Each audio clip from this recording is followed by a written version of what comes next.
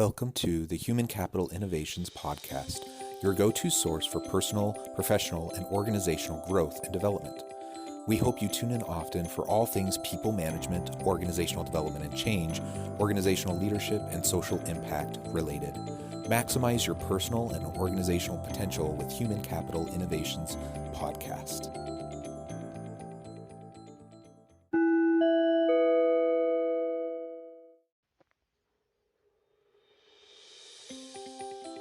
Welcome to the Human Capital Innovations Podcast. In this HCI podcast episode, I talk with Mikel Jimenez and Brian Bernard from Holland and Hart Employment Law about internal implementation of workplace diversity, equity, and inclusion initiatives.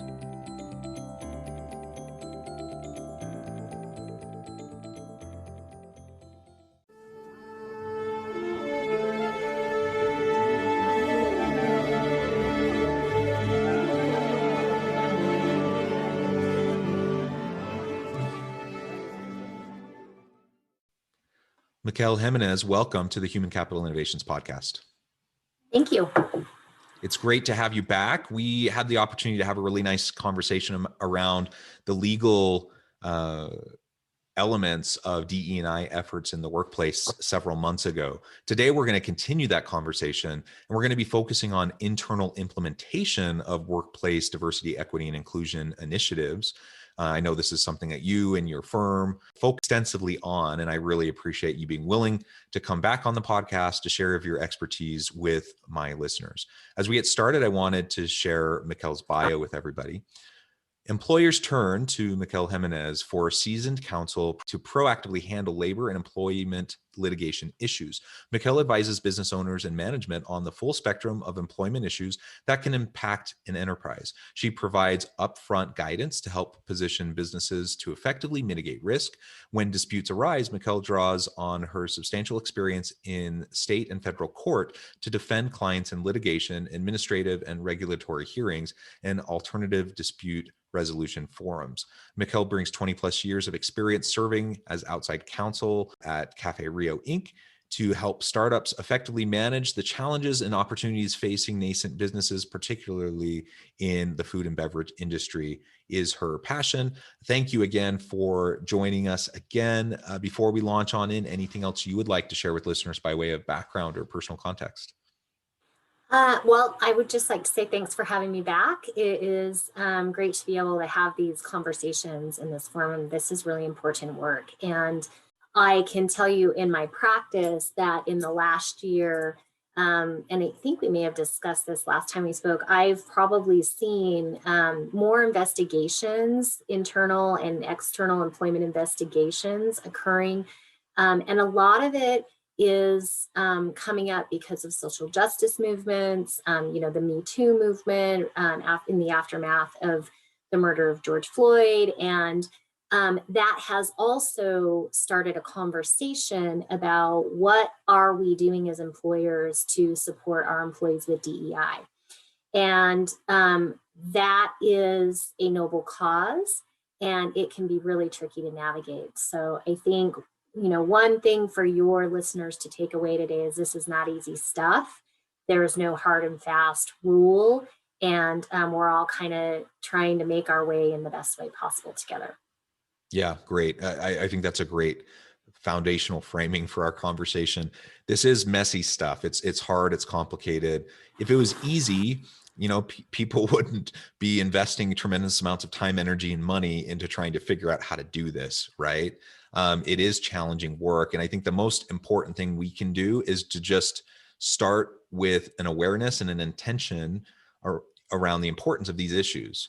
And if we believe that these are things we really need to address and that we need to be fair and equitable to our people, we need to have diverse staff, we need to have an inclusive culture and an environment of belonging for everyone, where everyone feels needed, wanted, valued, with opportunity to contribute in meaningful ways. If we really truly feel that, we truly believe that, and we have intentionality around wanting to influence our organization for the better, that's a really vital first step. But we can't stop there. Recognizing our own implicit biases and even prejudices is important.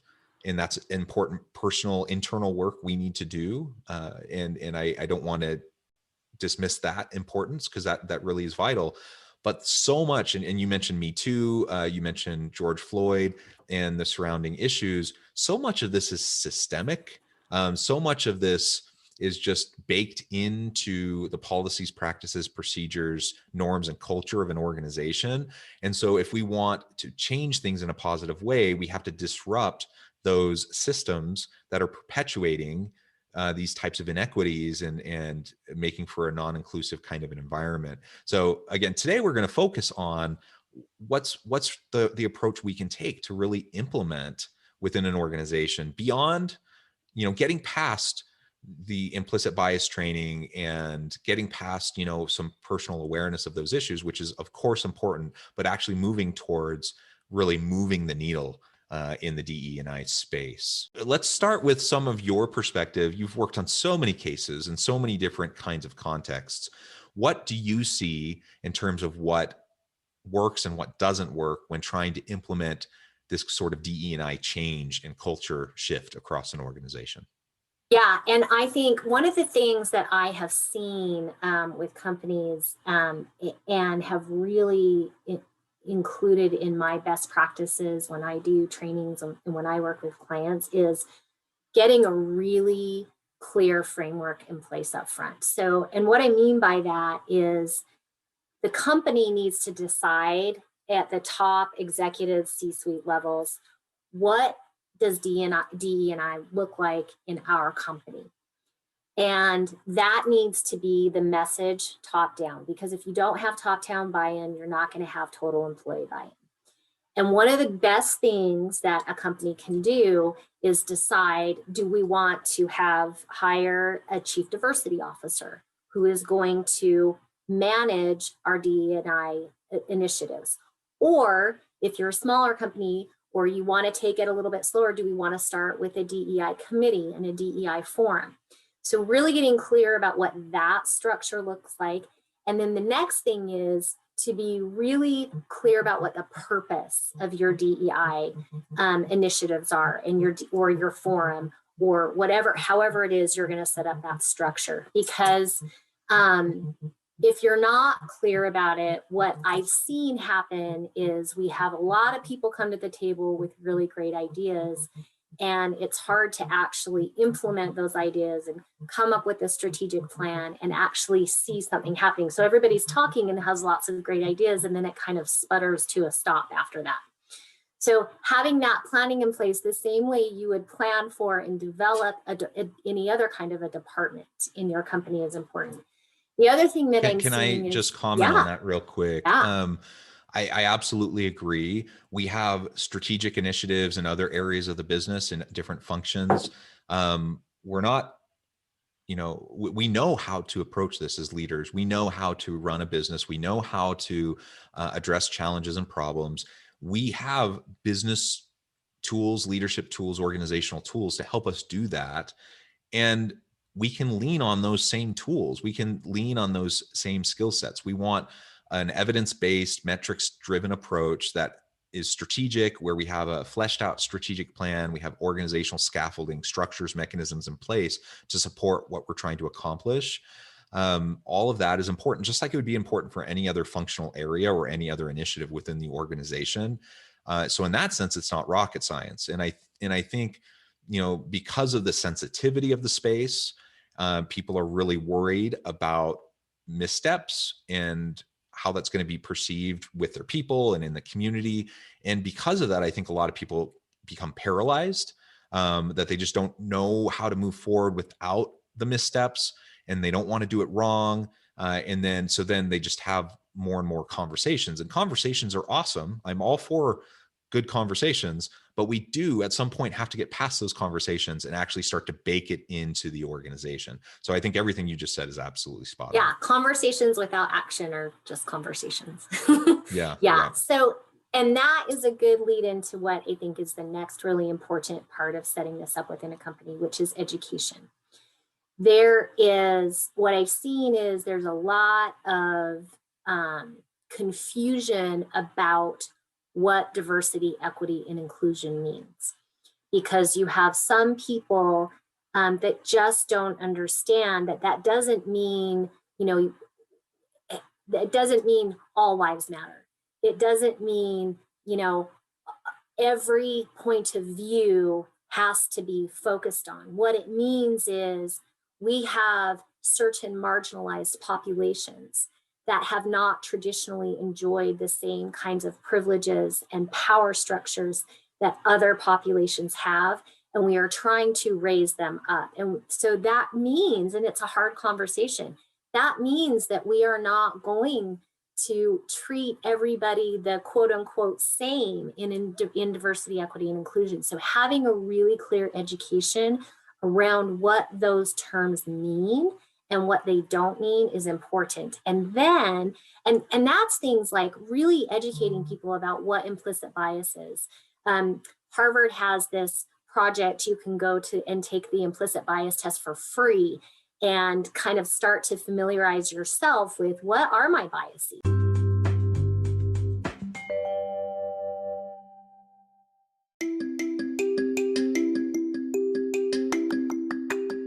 I'm excited to announce the publication of my new book from HCI Press, Bluer Than Indigo Leadership: The Journey of Becoming a Truly Remarkable Leader. Early in my adult life, I learned about an Asian proverb that translates as bluer than indigo. If you think about the color indigo, it is a brilliant, deep, and vibrant blue, what some would call the bluest of blues. To have something that is bluer than indigo is rare and truly remarkable. Contrary to popular myth, there is no one-size-fits-all or cookie-cutter approach to effective leadership. There's no silver bullet, no secret sauce, no go-to model that will solve all of our problems. The truth is, great leaders have all had their unique strengths and flaws, and have all had to discover and then pave their own distinctive path in their life's journey to fulfill their leadership potential. Bluer Than Indigo Leadership will help you discover your own path and explore those ordinary, everyday actions that will help you respond to an uncertain future and produce extraordinary results for individuals, teams, and organizations.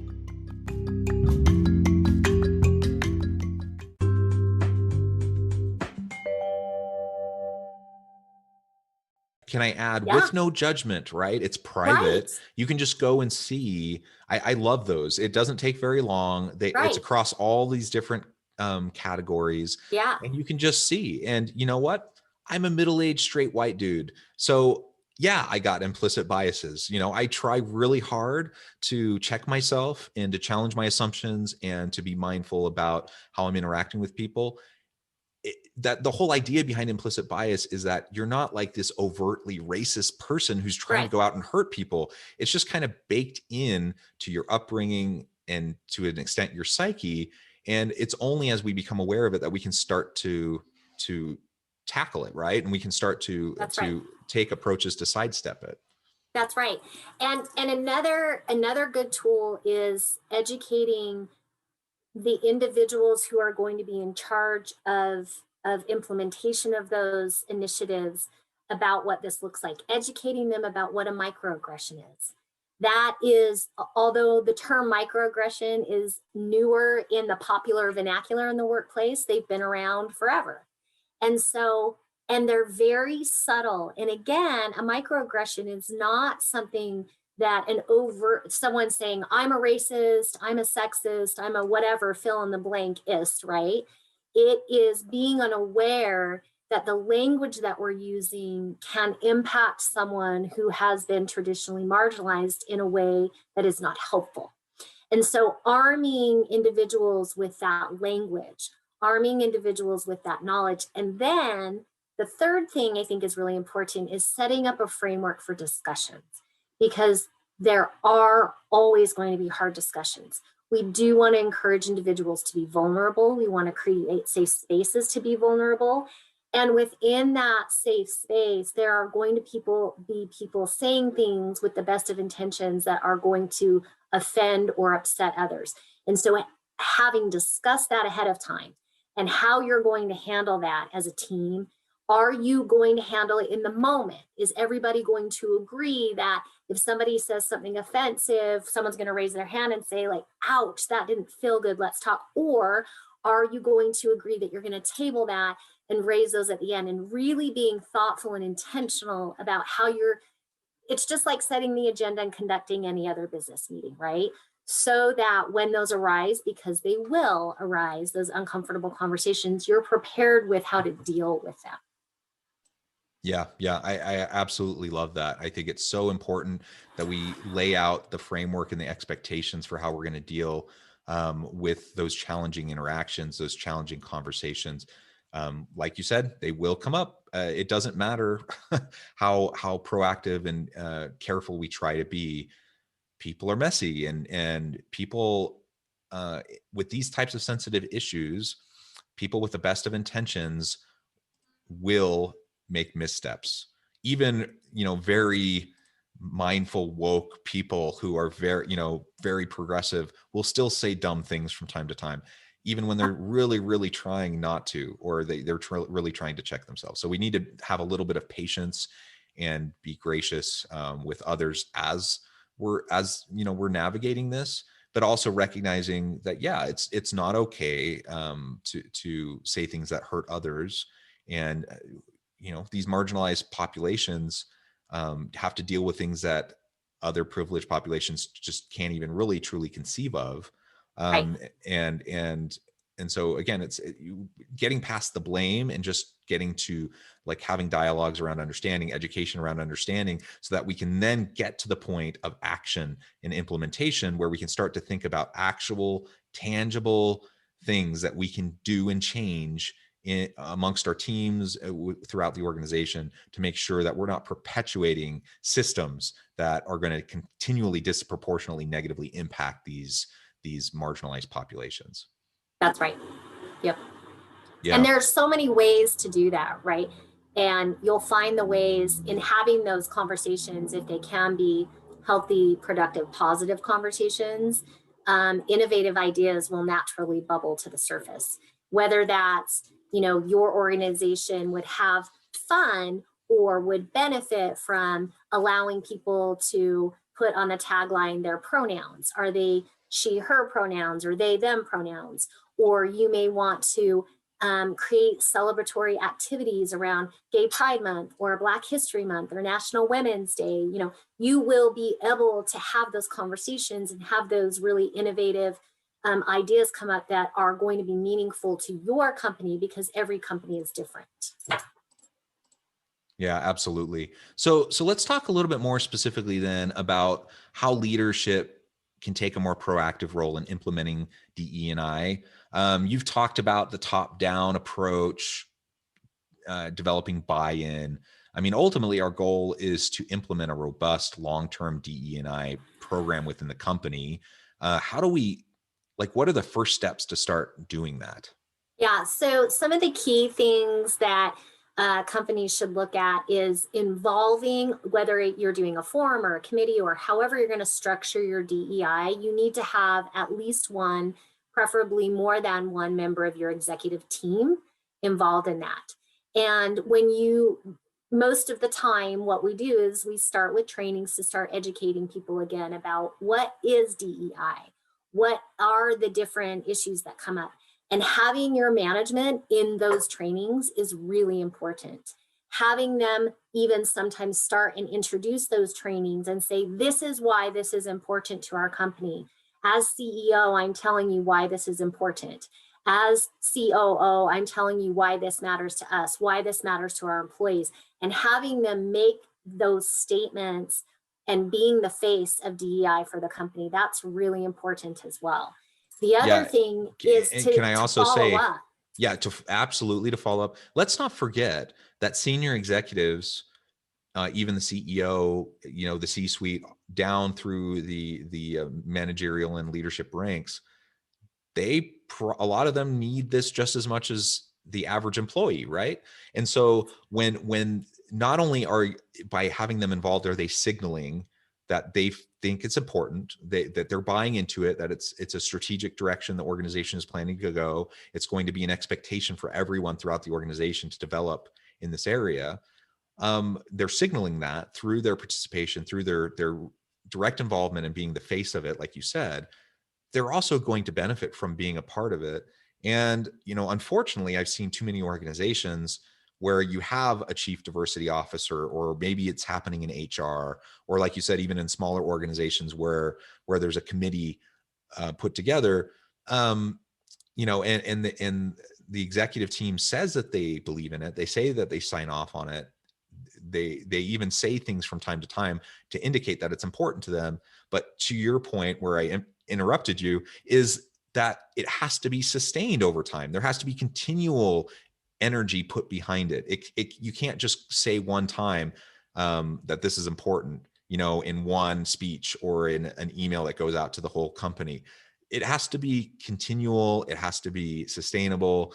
And if not, then inevitably what's going to happen is people's focus is going to shift to other things, and they're not going to feel like it's really all that important.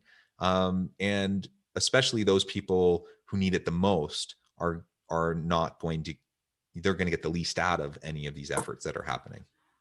Yeah, and I would say, to your point, I often, in our labor and employment group, we often start with a smaller training for the executive team, the C-suites, the managers and supervisors. And we spend a lot of time sometimes focusing on making the business case for DEI. And there is no lack of data out there to support the fact that DEI, diversity, equity, inclusion in the workplace, improves profits. It gives you a competitive edge over over those other businesses in your industry that you compete with that may not have a robust DEI initiative and strategic plan. We talk about the way having a diverse, think tank, if you will, the best ideas, the most innovative ideas, the best solutions actually come up, rather than having a more homogenous team set up. There are so much information about the business case, and this has been studied for years now, long enough that we can see that over and over again that there is real data to support the business case for DEI. And then it's so helpful for management to have a strategic plan. Ideally, if you could have a 5-year strategic plan, that would be best. But even a 1-year strategic plan where you can say to your employees, here's how we're going to follow through. Here are the 7 events we've got planned this year, or the 7, small groups we're going to create, or training events, or whatever it is you decide you're going to do, so that your employees see you're not just paying lip service to this. Yeah, absolutely. Well, this has been a real pleasure continuing the conversation with you. There's so much more here to unpack, but we're going to have to leave it here for today. Thank you again for joining us. Before we close, I just want to give you a chance to share with listeners how they can get connected with you, find out more about your law firm, and then give us the final word on the topic for today. Okay, so I am with Holland & Hart Law Firm. We have a website, we've got LinkedIn, all the different social medias. Our labor and employment group is very robust, so you can reach anytime. My email address is mjimenez, MJIMENEZ, at hollandhart.com. And I would say, big takeaway for today, don't be afraid of the conversation. And in the immortal words of Brene Brown, be awkward, kind, and brave. Beautiful, beautiful. Well, thank you so much. It's been a real pleasure. I encourage listeners to reach out, get connected, check out the law firm. So many great things happening there. I really appreciate your time. I encourage listeners to get connected. And as always, I hope everyone can stay healthy and safe, that you can find meaning and purpose at work each and every day. And I hope you have a great week.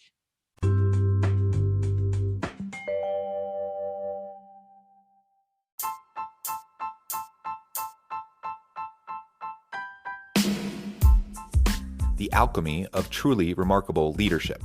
Ordinary, everyday actions that produce extraordinary results. Consider how the nature of work has shifted over the past 50 years.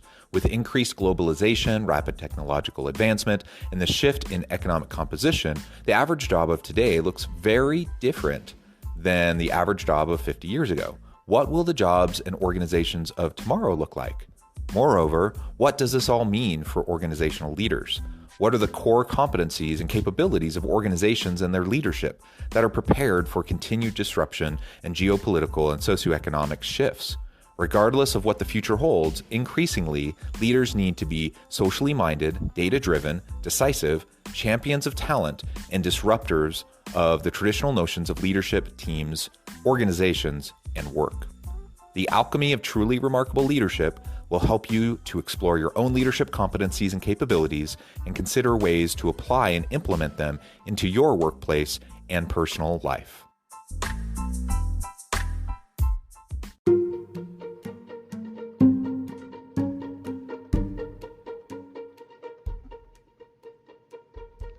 Check out Human Capital Innovations magazine, Human Capital Leadership.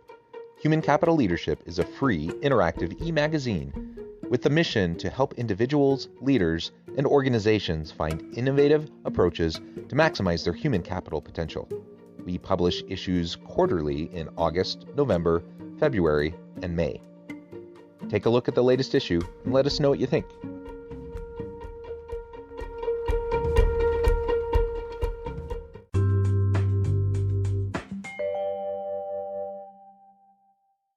Thanks again for joining us for this episode of the Human Capital Innovations Podcast. I hope you stay healthy and safe and that you have a great week.